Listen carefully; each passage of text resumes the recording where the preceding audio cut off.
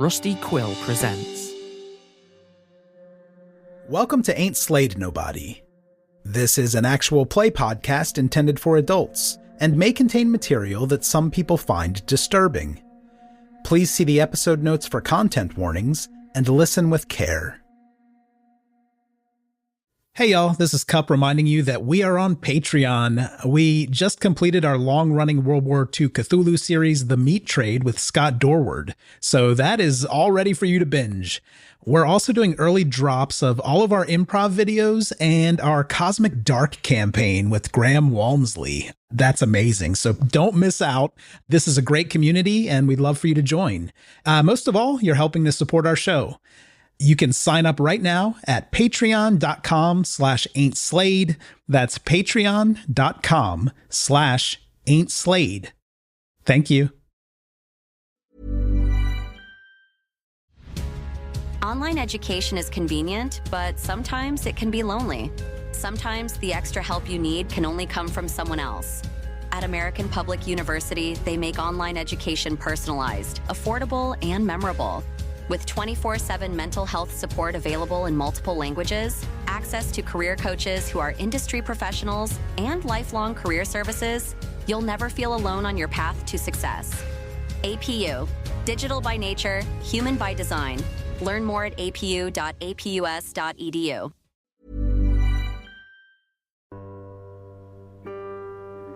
Previously on Bleeker Trails. Chaos erupted in Edgewater for Eli, Julius, and Silas, with a familiar cat ultimately depositing them somewhere else. Back in Junction, Moni and Patience faced their own nightmares. Patience uncovered eerie visions of El Paso consumed by something unnatural, while Moni confronted ghosts from her past. Patience found themselves tangled in a duel, standing in for Moni against a man hell-bent on revenge. Now something far bigger than a shootout is brewing. As the two paths finally converge, who will make it out in one piece?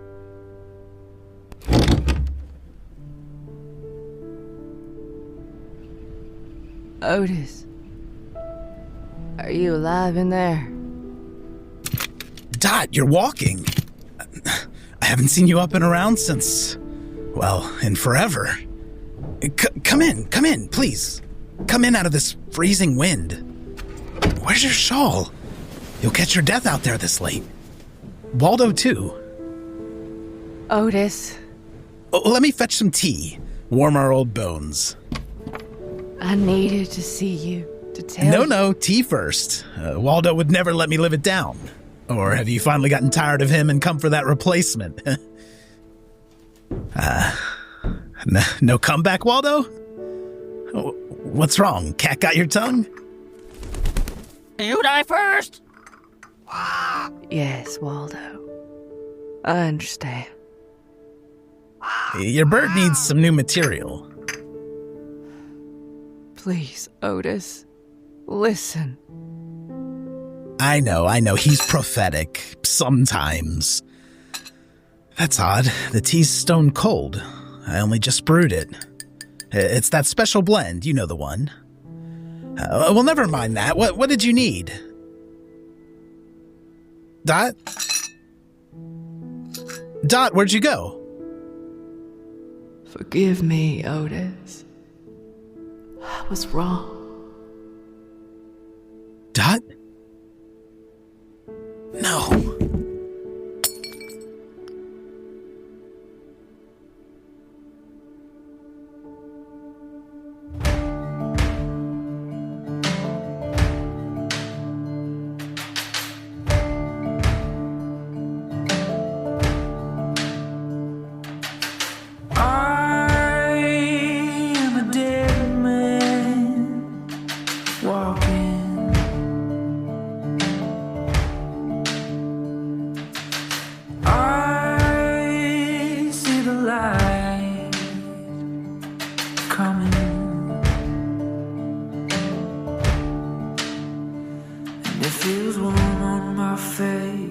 I can't tell, it's gonna burn me down.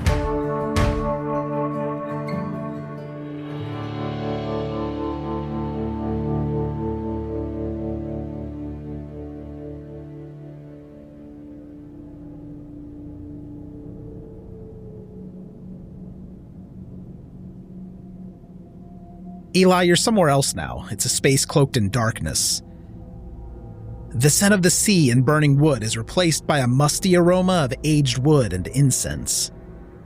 Your fingers brush the grainy floor and you feel something wet. Blood. And as your eyes adjust to the gloom, you see a dead body. Are the other two in here with me? They are. Julius is heaped in the corner, and you hear Silas shuffling around nearby.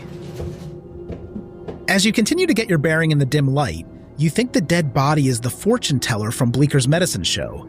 Her head hangs at the wrong angle, and you're covered in her sticky, drying blood. You must be inside her cramped wagon. Quick question. Did I ever meet this person? Perhaps not, but you'll have passed by that painting of her on the wagon dozens of times. And she's like dead as hell dead, right? Oh, dead, yes. Can I check to see if she is cold or warm? You can.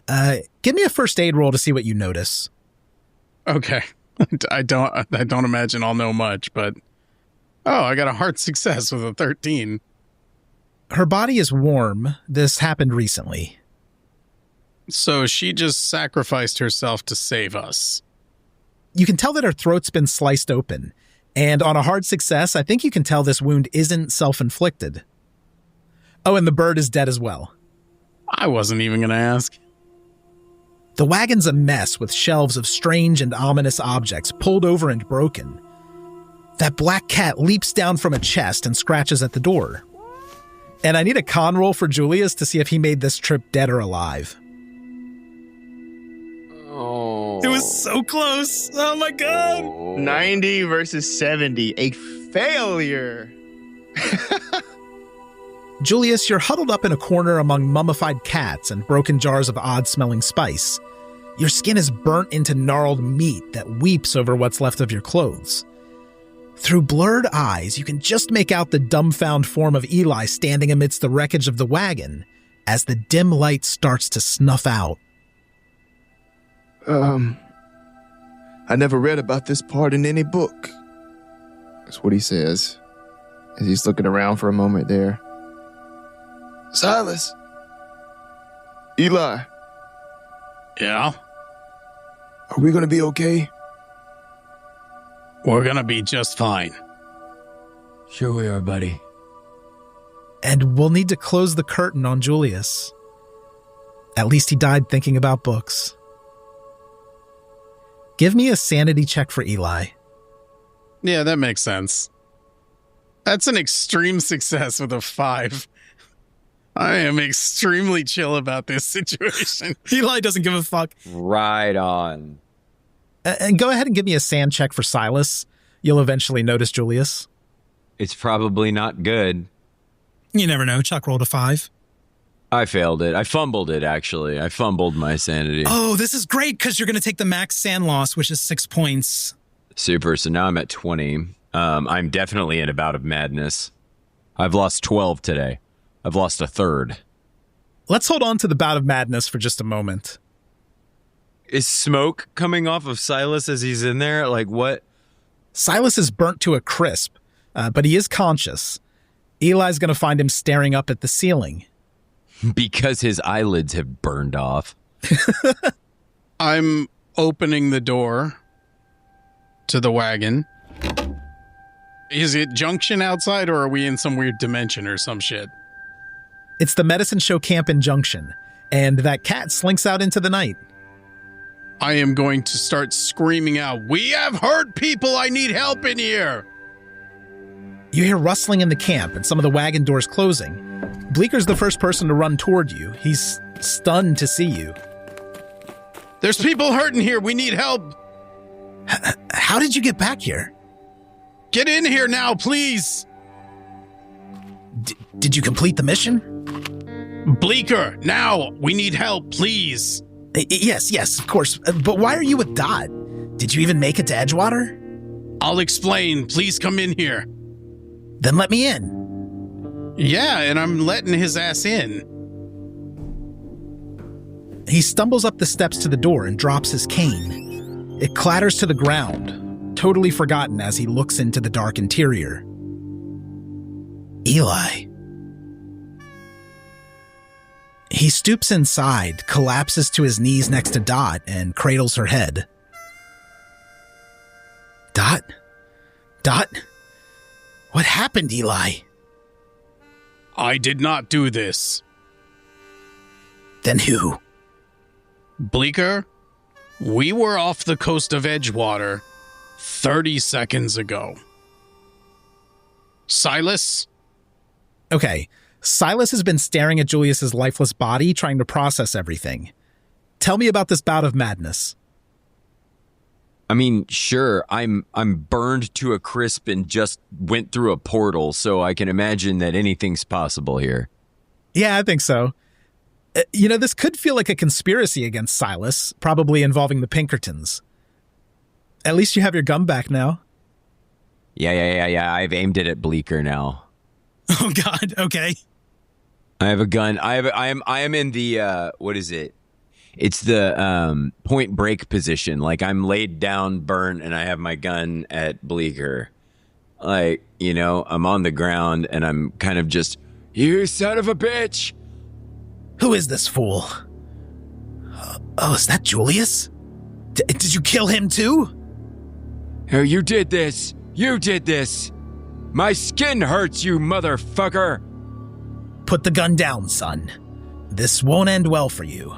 I'll get Dr. Diaz and she'll see to your wounds. And Julius's, if he's still with us. You did this, Bleeker. You did this. How did you all get burned? Eli, what did this? A creature from the deep? I'm sorry, it's just not making sense. It was like a 3-story shark. Earlier today, there was a jellyfish. Is this all connected? Who killed Dot? I have no idea. You did. You did, you son of a bitch. Eli, who the hell is this guy? He must have killed Dot. You burned me. Silas, I need you to listen to me. I listened to you on the boat. And you're alive. Sort of. I mean, more than you are, more alive than 40% of the people in this room. Wow. Okay, yeah. Jesus. Bleeker is with us. And I'm looking at Bleeker now, is going to trust me just like you are going to trust me. And we're going to sort this thing out. How crazy am I? How fucking crazy am I? Silas, put the gun down. And Silas just squeezes a round off. And as he does, I'm going to yell out, "Don't!" And I'm going to subconsciously reach into a deep well that I was unaware of. And reaching my hand out, I'm going to push his hand out of the way.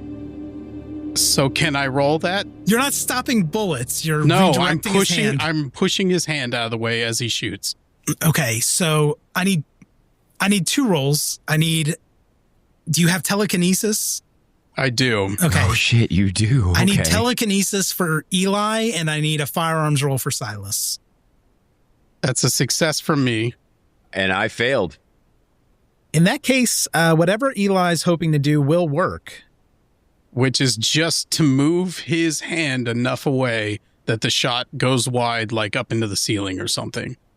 I'm going to do something a little weird here, Chuck, and just ask you for a sand roll for Eli. I would actually say that's entirely appropriate. Okay. Oh, shit. That's a hard success, though. Okay. So, Eli, maybe you knew you had it in you, but you're not going to lose any sanity for being able to do this.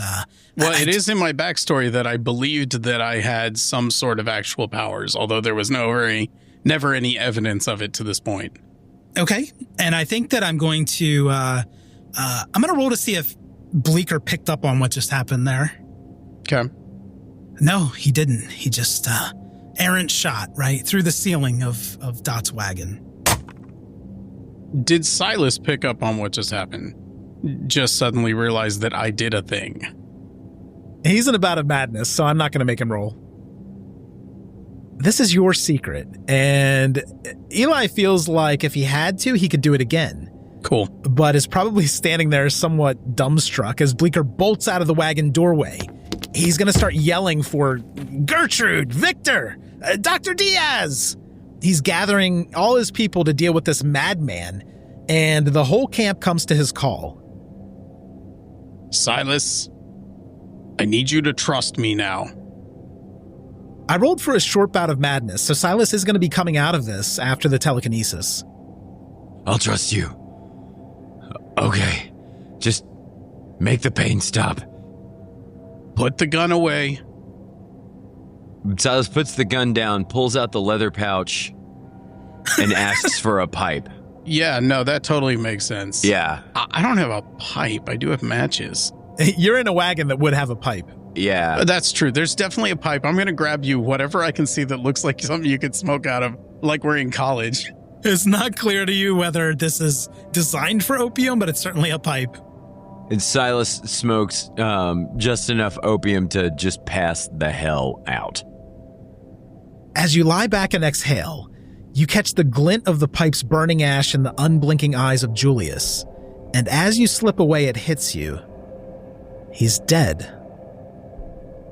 And a single tear falls down as he leaves this plane of consciousness and goes into opiate bliss. As Silas takes rest, another wakes. Let's go to Moni. The last you remember, you'd lost consciousness after killing Waldo and Dot. But you wake into the familiar. With your ears still ringing from that shattered crystal ball, you find yourself in a bedroom draped in the smell of cigarettes and sex. This room is dominated by a large 4-poster bed. It's covered in red sheets and piled high with plush cushions. The walls start to peel and black as smoke curls from the bed sheets. You'll know this is the room in the Lotus where Addison died. Ouch. Mocking laughter drags your attention to the closed bedroom door as patrons of this busy brothel pass by outside, heading toward their own adventures. And then something moves with the smoldering sheets. Addie stirs and awkwardly tries to sit up, her neck strangled by a red scarf. She smiles at you. You abandoned me, Moni. As she speaks, her bottom jaw falls at the wrong angle. Moni's very quickly going to turn around and put her back towards whatever this thing is that can't possibly be Addison, because Addison is dead and in the ground. And she is going to start biting into that piece right behind her thumb, where she has her whole her whole chunk of her thumb meat, and she's just going to bite into it as hard as she can while closing her eyes and repeating to herself again and again, "It isn't real. It isn't real. It isn't real. That bitch must have lived. This is another one of her tricks. This is another one of her visions. This isn't real." But while she's trying to convince herself of this, that isn't stopping the fact that she's crying, tears are running down the side of both of her cheeks as her back is towards whatever that thing is on the bed. You hear Addie drag herself up behind you. The scent of her perfume lingers over you as she leans to your ear. Moni, you knew this would happen, but you didn't stop it. Why didn't you stop it, Moni? Her cold fingers touch your neck. It isn't real. It isn't real. And she's starting to tremble and she's starting to shake and she's on that cusp of, do I go through the window? Do I go to the door? Or do I actually play with whatever this thing is that I can feel, not hear, moving across the room? Right. You feel those clammy hands tighten. I suffered, and you knew that. You listened to that. Now you're snuffing out all memory and mention of me. You didn't even stay to see me in the ground, buried in an unmarked grave. If you die, I'm forgotten. You're killing me again. I couldn't stay. I couldn't stay after the fire. We all had no, I'm not arguing with you. You're not real. You're not here. You're not real. And then she's going to try to push her. Okay. Can you? Oh, shit. You push Addison, and I think that, Moni's telling herself she's not real, but, you feel Addison when you push her. And she falls backward very awkwardly into one of the bedposts and kind of knocks her shoulder, and her right arm falls off. Oh, God, oh, God, oh, God, oh, God. Oh, God. Haven't you done enough? It's not real. It's not real. I'm being punished. Oh, my God, I'm so sorry. I'm so sorry. And then she's going to make a beeline for the door. Okay, and you'll see as you turn away, she's reaching out from behind her back with the arm that she still has. Oh. And she's holding a wanted poster with a sketch of Moni. How many have to die before you stop running? This isn't how I want to be remembered, Moni. Can she get through the door? Please tell me she can get through the door. Please, can she get through the door? All right. So let's do a reality check, which is just a sand roll. Oh. She's stuck here for all eternity. This is her loop. All right, here we go. Just so everyone knows, Moni's sanity right now is sitting at a 22. Okay. And she rolled for her sanity to be so low, she almost had it. It's a 27. She failed. Oh, that was close. That was so close. She really wants out of that room. Okay. You're pulling at the door handle, and it feels like there's a better chance of the handle falling off than the door opening. Oh, shit. The room is choked with smoke, and it's coming in from beneath the door as you reach for it. The laughter from the bar curdles into screams, and you hear a woman pleading for help. The bedsheets bluster in the fire. Coiling into rope, the linen lashes out at Addie and drags her back into the burning bed. More linen twists and knots together, and then comes for you, Moni. Are you going to try the door again or do something else? No, if I feel like I'm getting ready to pull the handle or the actual knob off of the door off and the building is on fire, she knows what happens next. Not everyone made it out of that fire that she started. So She is going to... I'm going to lean into the failed sanity check. With the failed sanity check for a brief moment there, Addison is real and is in danger. So she's going to do what she can to try to grab her by her gown. Okay. And pull her towards me, while simultaneously, just through the grit of her teeth, she's going to call out for Dot. Dot, make it fucking stop! Oh, okay. Nice. Well, give me... So you're grabbing Addison, though, is that right?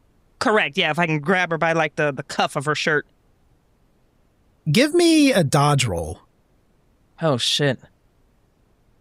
Holy moly. A 60 on 60. Excellent. An exact success.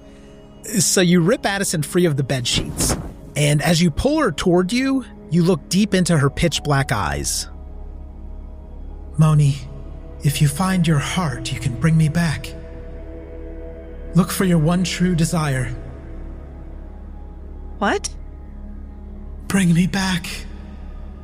What heart? Wait.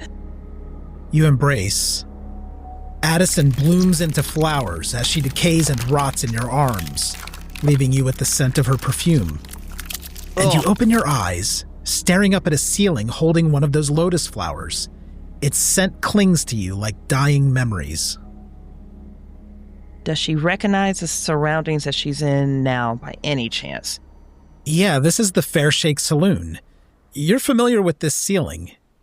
Now your head's starting to clear, and you notice someone's trying to wake you. It's Sally. God, Moni, what did you do? I didn't think you'd ever come around. Why? What did you do to Dot? I felt it in my waters that something was going to happen when you gave me that money. Now, I don't know what the hell I found, but you're in trouble. Doing a quick glance around the room because she's not totally convinced this isn't like the remix of the nightmare she just had. Doing a quick glance around the room. Is that lotus flower actually still in her hand, or has that disappeared, gone? You do have the lotus flower. Fuck. That's not the answer I wanted, Cup. Okay. She's going to clench her fingers around that, and then she's going to stash that into the myriad of labyrinth pockets that she has in her dress, and she's going to stand to her feet. Does she feel like she's been drugged? Does she feel stable? She feels woozy, like she's been asleep for a long time. Okay. And Sally's face is showing utter panic. I probably shouldn't have brought you back here. I just didn't know what else to do. Sally. Did you leave anything in her wagon? The body's still there, Moni. Sally, shh. Just, am I covered in blood? There's a question. Yes. Both of you are covered in blood. Sally's covered in blood, too. God. Moni, I don't know what to do. Just talk to me. Tell me what happened. Oh, Sally, I don't know, but I think you've done a really bad thing on bringing me back here. Did anyone see you? Do you know if anyone saw you? Did you have help? Hell, I don't know. It's dark, at least. Maybe nobody saw the blood. Oh, my customers, though. Shit! I don't know what to do, Moni. Oh, Sally, this was such a bad idea. And just really fast, she's going to do a quick surveillance check, like pop her head out of both windows just to see are they still pulling Milford off of the ground outside, and then just popping open the door and look, because she also knows right before she left this brothel, she had crossed paths with Mr. Friend, and she had just fucked his room up too. This is just everywhere she doesn't need to be is back in this room. Yeah. Give me a luck roll. Ooh, that is a fail and a luck roll, baby. Oh, fun. Moni, looking down to the alley, you will find it empty, but you can hear a commotion on the street beyond that. It sounds like there's a heated argument taking place. Yeah. You might even recognize a few of the voices, but you aren't quite sure. Next, hurrying out, you fling the door open and find yourself face to face with Jed, his arm raised as if to knock. He looks at your blood-soaked clothing in this wide-eyed stare. He's fumbling around for words. Hi? Is Sally here? Can I snatch and grab? Can I snatch? Can I do the world's fastest snatch and pull? What are you trying to do? You're trying to pull it... Pull him into the door and shut it. Before he rabbits, or before he screams, or before he can get away from her. I mean, he's a pretty big fellow, so why don't you give me a strength roll? Okay. Oh, an extreme 4 under 50. You can grab the hand he was about to knock with and pull him inside. Yeah, if she can grab him by the wrist, do that whole twist where it bends under, where she has full control of his motion, and just slings him into the room. Yeah, really nice. On an extreme success, you throw Jed to the ground, into a slick pool of blood. It's everywhere. Okay. Landing hard, Jed's gonna rip his dragoon from its holster and start waving it around. Nobody moves! Y'all need to explain yourselves right quick. I was just in Mr. Friend's room. It's been ransacked. And I thought it was you, Moni. You were seen snooping around up there. Sally just puts her hands over her face. She should have been out of town by now. What the fuck? Damn it, Sally. God damn it, Sally, and I'm back in this goddamn room. Jed, please get that gun out of my face before you lose a hand. No one is going to hurt you. There's a lot of moving pieces and we haven't actually put them together, but none of us are going to be able to think with a fucking gun in our face. Please put the gun down. I am the sheriff. You listen now. I am the sheriff. And this here is my investigate, not yours. You are a suspect, little lady. He cocks the gun and points it directly at Moni. Now look, I'll be as fair as the law allows, but I took an oath. I just need honest accounting. Sooner you talk, sooner we have this all sorted out. Can Sally leave? I'll give you a full confession if Sally can leave. She had nothing to do with this, Jed. You know she didn't have anything to do with it. Look at her. No! Jed, I need to stay. You need to hear her out. I'm staying, and that's final. She's debating because she could rabbit, but she's not going to be able to outrun bullets once he gets himself to this feat. Mm-hmm. She really doesn't want Sally in this situation, but Sally just pretty much signed up to be, hey, let's go down with her. And she really doesn't want to kill him. Yeah. She's going to put both of her hands up, and she's going to throw her shoulder blades against the door with like a thunk. Mm-hmm. And she's going to say, let Sally leave, and I'll tell you everything you want to know. I mean, Sally, you You got anything you want to tell me before? She doesn't.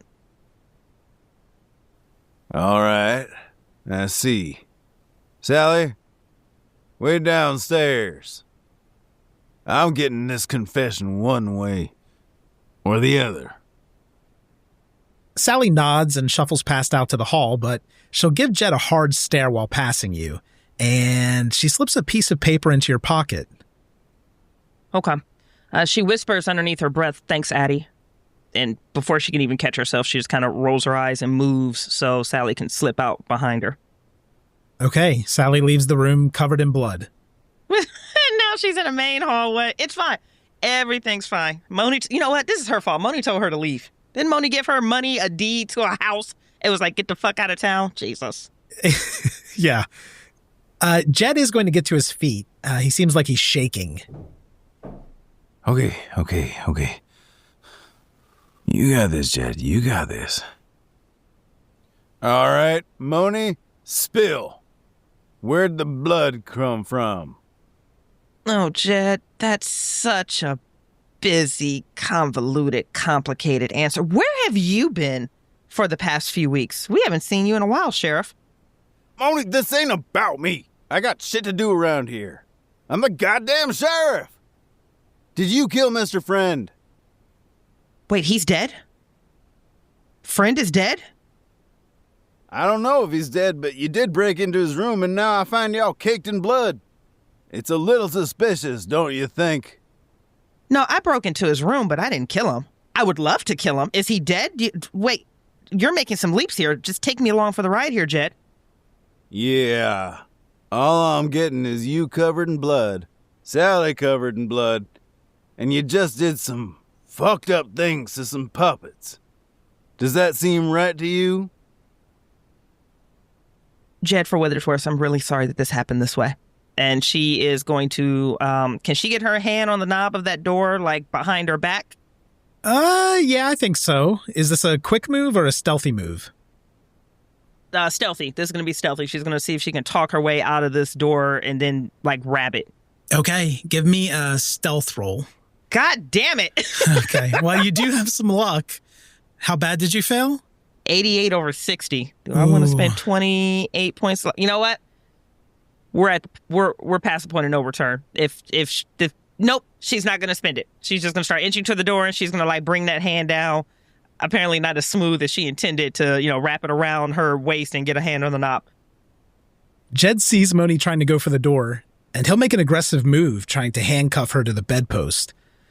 You could try to dodge this.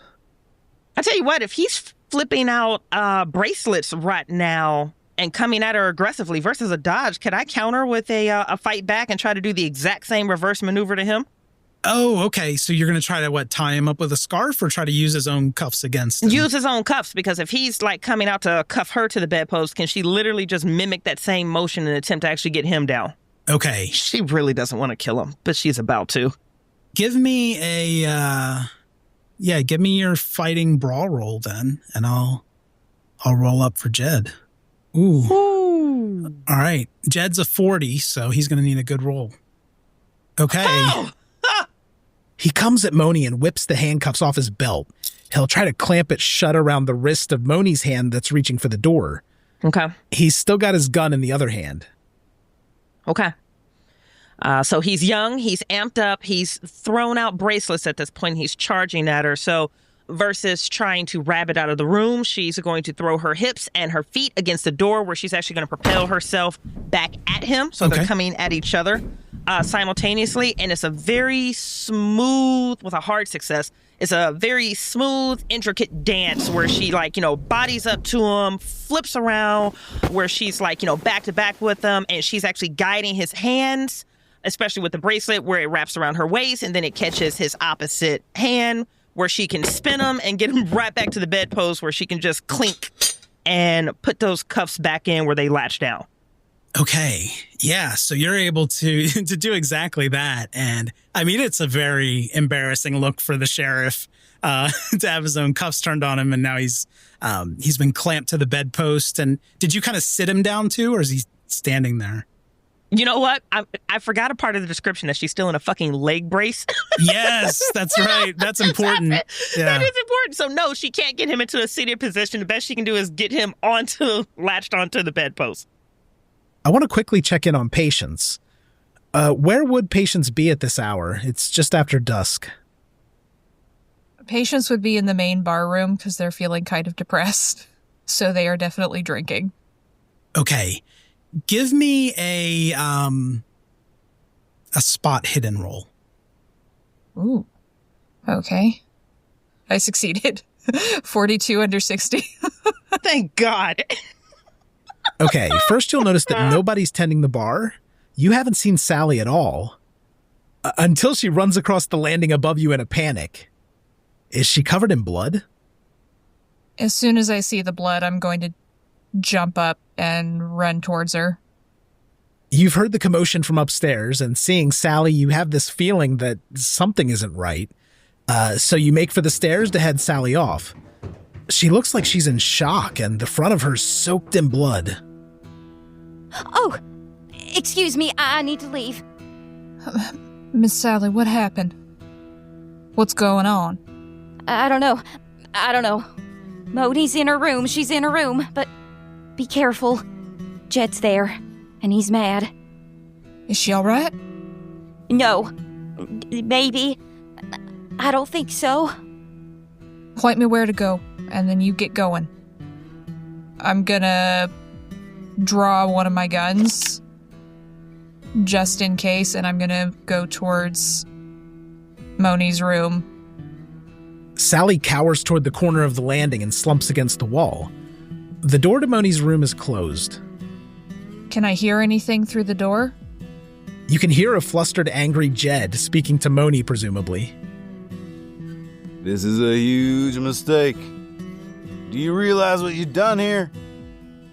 You're not gonna get away with this. Jed, I just need to buy us some time. This isn't gonna hurt much, I promise. What are you talking about? What? There's probably that sound of like that metal coiling on metal rip sound, and she's gonna just like open up the cord to the garrote. It'll leave a scar, I promise. I just need maybe an hour. This isn't gonna kill you, you're fine. I'm rushing in through the door. Okay, the door's not locked. So you walk in, God. You walk in through the door with your gun out, and Moni is standing over Jed, who now also has a little bit of blood on him. Moni is absolutely soaked in blood, not even close to what you saw from Sally, just like head to toe soaked in blood. The floor in this room is covered with blood. And Moni has this garrote extended standing over Jed, who's handcuffed to a bedpost. I'm just going to sort of stop and look between them, because when I originally came up here, I thought maybe Jed was doing something to Moni, so I was not prepared for this. Mm-hmm. You will see Jed's long gun. That dragoon is on the floor. Ms. Moni? What in tarnation's going on? Oh my God, thank you. Patience! You've got to stop her! Patience, if you're gonna stay, could you close the door? And there's gonna be a fee for the voyeurism. And then she's gonna attempt to just start, like, wrap that cord around Jed and see if she can just bring him out. Jesus Christ. I'm gonna try and stop her. Okay. Oh, I don't want to do this. I'm gonna shoot her in the arm.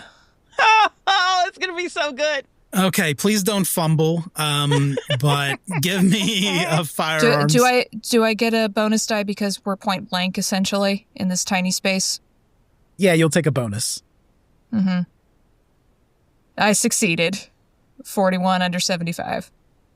Moni, you hear the click of the hammer and look around to see Patience's green eyes harden as they step forward into the room, crushing your lotus flower into the bloody carpet. Then pain blossoms up your arm. Oh, shit! Okay, give me a d6. I wasn't trying to kill her. That's 3. Okay. Take 3 points of damage off Moni, which takes you to what, 12? 12, you got it, baby. And Patience is just muttering, I didn't want to do it. Please stop, Ms. Moni. Please don't go any further.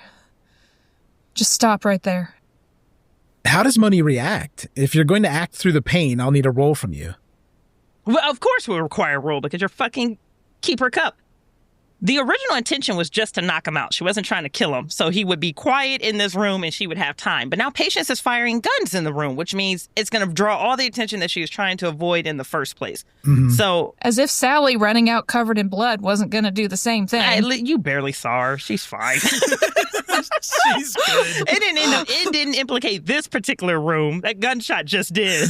What she's probably going to do is as that bullet cuts through her arm, it's probably going to release her hand just involuntarily off of one side of the garrote, and she is just going to steely-eyed look down at her arm that's just bleeding, combining with the blood that she's already saturated in, and she's going to look towards Patience with this very level, very cold face as she started whipping the other garrote, the other half of the garrote into her right hand. You not minding your business is going to cost a lot of lives tonight, Patience. I can't let you hurt this man, Ms. Moni. You need to tell me what the fuck is going on. Well, I'll leave his well-being into your, as she's like wincing and looking down at her arm, into your tender care. And she's going to pat Jed twice on the head. Hey, welcome back, Sheriff. Patience, let me out of these goddamn cuffs. Get the key. Get it. Get the key. It's in my back pocket. I can't reach it, though. Fuck is going on? She's a killer. I think she killed Mr. Friend. Well, I don't deny as he might have needed killing, but... Moni, did you? No, but at this point, I might as well give it the good old college try before I leave town. Enjoy your evening, Patience. And also, you shot me. I just wanted to make sure that was out on the table so everyone understood it. And she's going to start moving towards the door, hopefully. Okay. So Jed is wriggling around on the floor, cuffed to the bedpost. Come on, Patience. Stop her or uncuff me and I'll do it. We can't let her leave. She's a murderer. I'm gonna reach over, put a hand on her arm, the hand that doesn't have the gun in it. Like, Ms. Moni, I can't let you go out there if you're planning on killing. Oh, you're going to tell me you don't think Friend deserves it? We ain't got the proof, Ms. Moni. So you have a license to kill. I don't? How exactly does that balance work? I know what I'm doing. She is going to raise both of her arms in the air triumphantly, looking like a total dumbass with this cast on her leg. I know exactly what I'm doing. I am in total control. I understand exactly what needs to be done. Now, if you'll excuse me, you have a sheriff to uncuff. The folks what I kill are either the ones that I'm told to by law or the ones that are without a doubt guilty as sin and the law won't touch them. Yeah, I'm pretty sure Mr. Friend literally fits that latter point to the bill. How do you know? We got suspicions, but we ain't got proof. While you were gunning teenagers down in the street, I was actually able to go through some of his memoirs. I have plenty of proof. It's somewhere on the bed, maybe like to the left of... Jet, can you move over just to the right for a look? There, yeah, see that pile of books there? All the proof you'll need. And you can tell just her entire demeanor. She's going above and beyond to be cruel to you. And it almost feels like she's forcing herself to do it, not like it's coming naturally. And Patience just kind of winces slightly in their face. You can see it, Moni, but they hold their posture. And did you take it to Sheriff Jed here? No, he came here uninvited. This whole situation that he finds himself in, that was all him. Can someone get my key? Come on, Patience! You didn't think to get him to arrest Mr. Friend if you got the proof? It was a busy afternoon between me getting the proof and me actually waking up here in the bedroom. Patience, this is a lovely conversation I just don't have time to have right now. If you would please excuse me. Where did that blood come from, Moni? That's the situation I was referring to. I'm gonna step between her and the door. God damn it! Which I closed earlier at her request, so...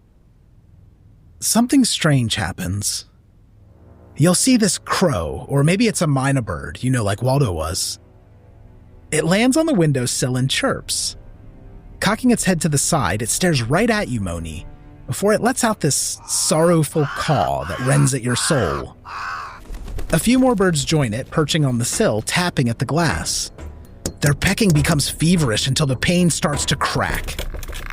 Their caws chant out, "Kill her! Kill her! Kill her!" So I just hear a squawking. You hear squawking. Moni, to you, the bird is clearly talking to Patience, saying, "Kill her!" Well, it sounds like Waldo to you. So her back is to this bird. The look that crosses her face, like her eyes roll so deeply into the back of her soul, and she bites so hard onto her bottom lip, she's pulling out a blade into those scars, and she has every intention just to whip it over her shoulder to the sound of the bird without even looking at it. Just blade across the room right at that sound. Okay. Oh, wow. Okay, so Patience is standing between Moni and the door. Yep. Moni hears the bird's voice. Patience, you see the birds and hear the squawking. The next thing you know, you're blindly whipping it behind you to the window. Oh, yeah, absolutely. Because it's a bird. She knows where she is from the window. She's got an audio target. It's just it's just a reverse over the shoulder, blind blade snap at this bird. Give me a fighting brawl roll. And do a penalty die since you're not looking at where you're throwing. Oh, shit. Okay. So with the penalty die, it's a 65 under 60. I would burn the luck if you told me I could, but this is combat. But is it really combat? Because it's a bird. It's not really going to fight back. I let you burn luck in combat. I just won't let you push the roll. Oh, beautiful. Then she's going to burn the 5 that's needed to check that bird. The blade goes through that bird that had perched on the windowsill. And Patience, you see this as you're standing there at the door. Just kind of this spurt of blood and 2 small feathers fly up from the bird. And you have it, Moni. It's actually speared on the end of your knife there. Oh, nice. Can she whip it back to her? Well, you can, but I will say the other birds are flying into the room now. And there are a lot of them. And Jed is freaking out. Oh my God! You gotta get me out of here! Moni! What the fuck did you do? Hell is happening around here. Is Jed handcuffed to the bed? Yeah, the bedpost, he is. What did you do, Moni? She's ducking underneath an ongoing sea of birds. So it's like, this one isn't my fault. She's had it out for me since the beginning. This is the second time she's told one of your pets to kill me, and she's going to move towards the door. All right, I'm going to roll for the birds. They need it. They need to hit under 35. So let's see. Watch them roll a 1. Oh my God. Holy shit. Okay. That's an extreme. So good. So that's a 4. The big problem here is that, oh my God. I'm so excited. Because they do D2 damage each, and there's a dozen of them. So Moni kills the one bird, and then you just hear this shrieking, this squawking. These birds who are very aggressive now, Patience. They're flying into the room in a flood, and Moni just hears just this resonant, "Kill her, kill her," and they're talking to Patience. They're talking about you. And I think that I'm actually going to ask both of you for sanity rolls, but they might be different numbers. Fuck. And she failed. I got an extreme. Okay. Yes! Yes! I'm okay with this somehow. It's not the weirdest thing I've ever seen. How's Patience rationalizing all the birds flying into this room? Weird things happen in the rooms of this hotel before with the vagrant and everything. Yeah. And we've already seen nature being strange with the jellyfish things and the whales and all of that. So I'm just muttering under my breath, fucking town. That's actually a fair point. Patience is not just hardened now. It's like hardened against the weirdest, most random shit you can imagine. Kill her. Kill her. Moni glimpses the reflection of Dot in a shard of broken window. She looks up at you with a menacing smile. And the sanity loss is D8? Yeah. You know what? I'm going to let you roll it. Oh, this is going to be great, guys. It's 20. Only a 2, guys. Sorry. But I do think that is going to push you into your indefinite insanity bout of madness. Just, Yeah, she is in recurring bouts of madness at this point. Anytime she loses a single sand point, she just goes into the cycle. Yeah. So you're being attacked by the birds. We still have 24 points of damage to spread around. But I would like to know what Moni's response is to hearing the birds, to seeing the reflection of Dot being kind of contained in this room by Patience, and Jed, who's pissing himself now, is squirming around on the floor. Poor Jed. She really didn't actually want him to die in this scene. Where did I see the reflection of Dot again? In the broken glass. This reminds you of that dream state, and you're sure that Dot was responsible for that. But now this is real. You're back in that bedroom. Yep. Addie is standing in the doorway, afraid. Yep. Bring me back, Moni. Please. And the man who killed Addie is tied to the bedpost. This is her moment. Try to kill, what is his name? Jed or the Addison? Yeah, the Addison killer. So Jeremy Downs. She can go to killing Jeremy Downs, who's currently tied to the bedpost right now in an attempt to save Addison in this bout of madness. Or, like exactly what she did in the Lotus, she can set this room on fire. I like both of those. But I think we should probably distribute the bird damage before we dig in to that. Let's do that, because she might not make it out the bird damage. So the birds, you're the primary target, obviously, for Moni. Yep. So give me a luck roll.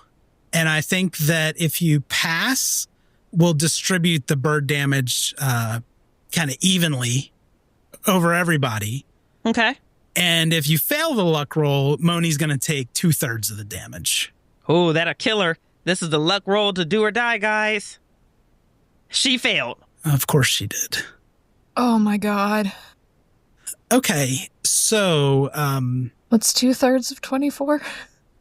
16? Yeah. She only has 12. Well, so it's going to be 16 points of damage to Moni. Okay.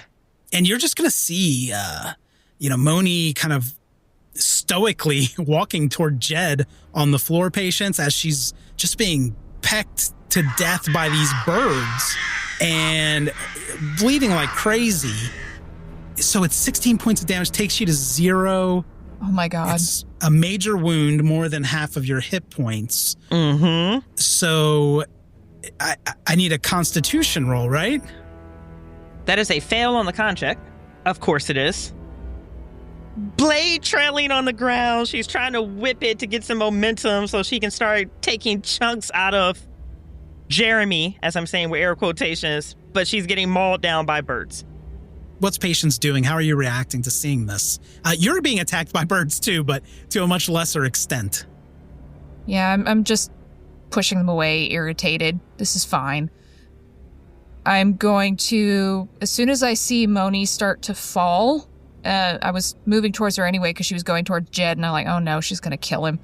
I'm going to grab her and try and drag her out of the room so that I can go back for Jed if the birds stay in the room. But if the birds are mostly after Moni, which I assume I see, most of them are going after her, I'm going to see if pulling her out of the room will get the birds away from Jed. Yeah, you drag Moni out of the room, and it's not easy. You realize she's slipping into unconsciousness. Does Moni say anything before that happens? Let me go. He's gonna kill her. He's gonna kill her. He's gonna kill Addie. There's no one in the room, Moni. Moni, you see Jeremy sitting in the room with a smile until your vision is lost to the blood. The birds peck at your eyes. As I'm pulling Moni out of the room, I'm checking to see if the birds are following or if they're still going after Jed. Okay, they're following. Okay, so Jed will be fine. Oh, yeah. That's fine. But you've dragged Moni out on the landing. I think you'll notice now that Moni's unconscious as the birds continue to kind of pick away at her body. Okay, I'm going to pick her up and try and carry her down the stairs. I want to get her somewhere safe. Okay. And I'm yelling for someone to go check on Jed. Well, give me a strength check to carry Moni out of here. Okay. Oh, I failed that. Okay, so it's not that you can't do it, but you got to drag her. Yeah. Yeah, you got to drag her out, especially with the birds. The birds are relentless. Well, I'm trying to cover her as much as I can while pulling her out. Only so much I can do. And what does someplace safe feel like to Patience? Well, the birds are still following, right? Yes, they are. Okay. So I'm going to try and get her up on Rascal and ride out of town. Okay. Interesting. Like, I've got my arm under her shoulders, so I'm supporting her slightly, and I'm kind of half pulling her down the stairs as best as I can without, dragging her injured legs and arm on the ground. So you're dragging Moni down the stairs. Everyone's covered in blood. These birds are trailing behind you, and the people in the saloon, start to take notice, and most of them make a quick exit. But you do recognize those brothers. Oh, fucking hell. Oh, God. that kind of found Moni here in town. And the more aggressive of the brothers sees you dragging this completely soaked in blood body of Moni down the stairs and stands up and shouts at Patience. You just can't stop killing folks, can you, killer? Look at all that blood. I knew you'd get Moni killed. I've still got my gun out. I'm just going to shoot him and make him shut up. Okay. I'm not trying to kill him. I'm not trying to kill him, but I don't have any patience for this. Haha. Oh, God. Please extreme it. All right. Yeah, give me a firearms roll. I'm just pissed off. I'm worried about Moni. There's birds. I ain't got time for this motherfucker right now. Please extreme it. Hard. Yeah, still good though. I'm not trying to kill him. Yeah. I just want him to shut the fuck up. Okay. Noted that you're not trying to kill him, but do give me your damage roll. 9. Oh, God. Okay. So, he's going to lose consciousness, but... You got him to shut him up. Good. It's good. He's quiet. Yeah, exactly. You've been trying to get me to kill him since he showed up. Cup. Yeah, this is great. But yeah, he falls backward onto the floor, bangs his head, and he's not moving right now. His brother, who was kind of the more like squirmy, quiet one, is just like attending to his brother. Yeah. Oh God, my brother, Moni, what have you wrought upon us? You're both the devil's kin. I shall write poems about you. You see if I don't. I ain't got time for this. I'm gonna pull Moni out of the saloon and onto Rascal if I can. And if these birds hurt Rascal, we're gonna riot. That's the problem, right? Yeah. Give me a luck roll for Patience as you leave the saloon. Fucking hell. Oh, God. Fuck. Failed it by 7. Yeah. So you're going to walk outside, dragging unconscious Moni behind you. The birds are pecking away at Moni's body. And you're going to start to make your way toward Rascal at the hitching post. Uh-oh. And you're going to hear, "You stop. Just stop right there." Oh, God. Walking toward you holding torches are Bleeker and half the camp of the medicine show. And you see Eli and a few others you don't know. The birds stop their attacks and settle to roost on top of the wagon next to a black cat. I ain't got no idea what's going on. All I know is there were some birds and some blood, and I'm just trying to figure out what the hell is happening here and also save my friend. What the fuck is going on in this motherfucking town? I'm trying to piece it together. Patience, did you kill Moni? No. She was acting a little bit strange and threatening the sheriff. So I stopped her, and then some birds came in and started eating her face. Now, Patience, I'm going to ask you this, and I want you to think carefully before you answer me. Did you slice Dot's throat and leave her to die in her wagon? Patience looks absolutely shocked. Just, like, they're normally fairly unflappable, but they are definitely flapped. Like, their jaw just sort of hangs open and they stare wide-eyed at Bleeker. The fuck? No, I didn't kill Dot. The fuck would I do that for? Bleeker stands over Moni as the birds continue to mince her body. I think I'm beginning to see what happened here. What? What the fuck is happening? I go for one drink, okay, maybe 3 drinks, and all hell breaks loose. Patience, please step aside. Your friend, I'm afraid she killed Dot. I just kind of look at Moni, who can't respond. How do you know that? You said she was acting strange when you found her? Was she bloody? Yeah. Couldn't get an answer as to why. The birds don't lie, as annoying as they may be. This bloody cord was left at the scene. Is Dot alive? No, I'm afraid not. Jesus Christ. Well, gonna have to let Ms. Moni speak for herself then, I suppose. But she ain't in much condition to do that at the moment. But you ain't doing nothing without hearing her side of it first, 'cause I ain't a fan of lynching. I'll do this for you, Patience. We'll wait until morning to see if Moni wakes. She might not. But at a minimum, you must turn her over to us. For legal reasons, you understand. No, I don't. I'll stay with her in a tent if you want me to, but I ain't leaving her with people who think she murdered someone until we know the facts. Patience, please do me a kindness and fetch Jed. I ain't leaving Ms. Moni here without someone to watch over her who ain't you. So you'll just be locked up with Moni then? Fine. I've seen enough lynching mobs to know what happens, and I ain't going to be party to it. Just a cold, steely gaze. We need to find Jed. He's upstairs. He got attacked by Ms. Dot's birds. Really? Are you sure you didn't have any part of this? I was drinking. There's half a bar and an entire bottle of whiskey that can speak to that. If you say so. We'll send someone inside for questioning. Victor, do you mind? Go find Jed. We need to get this all sorted. Maybe she'll make this easy and just die. You ought to be careful. Wishing death on others tends to rebound on you.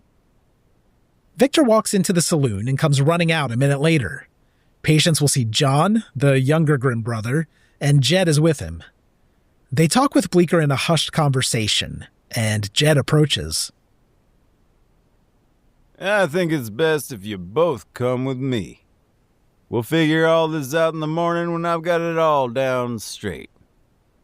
You might get lucky, Patience. The priest says that the man had a gun pointed at you, but the brother says he didn't. Gertrude, carry Moni to the jailhouse. I'm not gonna let her. I'm like, someone can assist, but I'm doing the carrying. Oh, you want to make this hard? I don't want anything to do with this shit anyway. And she'll storm off. Bleeker doesn't help, but he follows behind as you drag Moni to the jail. Are you really going in with her? I'm going in because she needs some first aid. I'll need all your weapons. Fine. For Patience, this is a montage. All the guns, all the knives. Just like thump, thump, thump, thump, thump, chunk, clank, clank, bang. They don't know about the knives in my boot. Fair. So unless he does a pat down, I'm leaving the knives in there. Because they haven't seen them. I've never used them in a performance or anything. Jed lingers for a while, kind of unsure what to do. But in time, they leave you alone in the dark. Is there anything you want to do overnight in the jail? Well, if she's still alive when we get her in, I'm gonna try bandaging her up and talking to her, just calm, kind of soothing, as much as Patience is capable of. Like, take off my coat and hat and use my handkerchief and my shirt if I need to. And I failed my first aid roll. Okay, of course. Well, it's dark in here. You don't have any supplies really to help you. I'm not a medical person, and there's just a lot of injuries that I don't know what to do with. So I need another con roll for Moni's overnight stay in the jail. Oh God. 48 over 45. It's been a harrowing experience for the pair of you, and it's hard for Patience to stay vigilant despite the freezing night, and you find yourself in a restless sleep while waiting for the sun. I just kind of shake my head, blink a little bit, and keep up with the stream of just low talking I was trying to do through the whole night to keep myself awake and also try to keep her going. Just like, you're gonna love the farm. Got new puppies. Oh, you'll love them. They'll love playing with your skirt, too. Just like talking to her, trying to convince myself I didn't fall asleep. You think you've slept far longer than you wanted, but the noise of the day outside your small window brings you out of your fugue state. You still hold Moni in your arms, and as you look down, you find her staring up at you with black holes where her eyes should be. Sitting there in shock, you think you can hear something. And listening closely, you hear a ticking from inside her skull.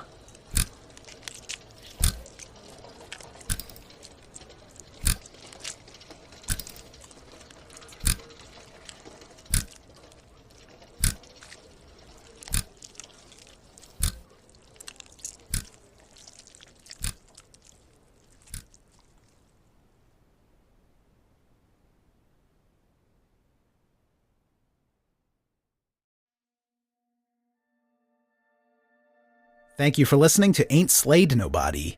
For ad-free episodes, lots of bonus content, and special programming, please join our wolf pack at patreon.com/ain'tslayed, or subscribe to Ain't Slayed Nobody Plus at Apple Podcasts. Nothing helps the show more than becoming a subscriber. See our show notes for full credits, and help us grow by posting friendly reviews and spreading the word to your friends and followers. Thank you, and good luck out there.